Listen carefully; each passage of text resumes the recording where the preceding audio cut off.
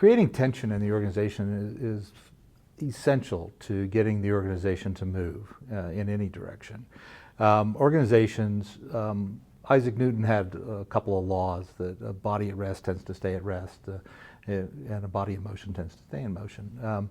And that inertia, organizations are the same way. Organizations that are happy and satisfied with their current results are doing things the same way. They have inertia. They're not going to move and change unless something pushes them to change. And it's good to be dissatisfied. There's two components of this. One is to be dissatisfied with the current state of affairs. And the other is to have actually a vision or compelling directive, as one CEO in our study called it, to move the organization towards. And those two things actually work together. If you're dissatisfied, you know you don't like the current state, but you don't know what direction to go. And so that's the burning bridge that other leading change people talk about. But if you're dissatisfied, that's pushing the organization. If you have a vision or a compelling directive for the future, that's pulling the organization in a certain direction. So those two together act to move the organization.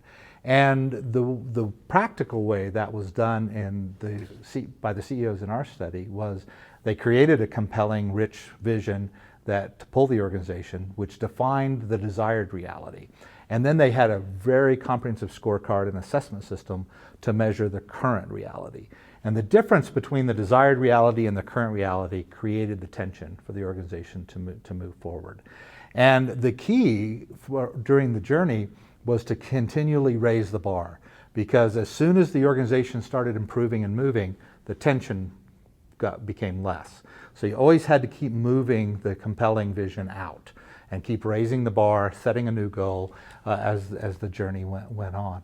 And if you ever stop doing that, the problem is entropy takes over and the organization then declines. So it's a never-ending process of keep maintaining that tension and moving the organization forward. So even though you're creating this tension in the organization, people still resist change.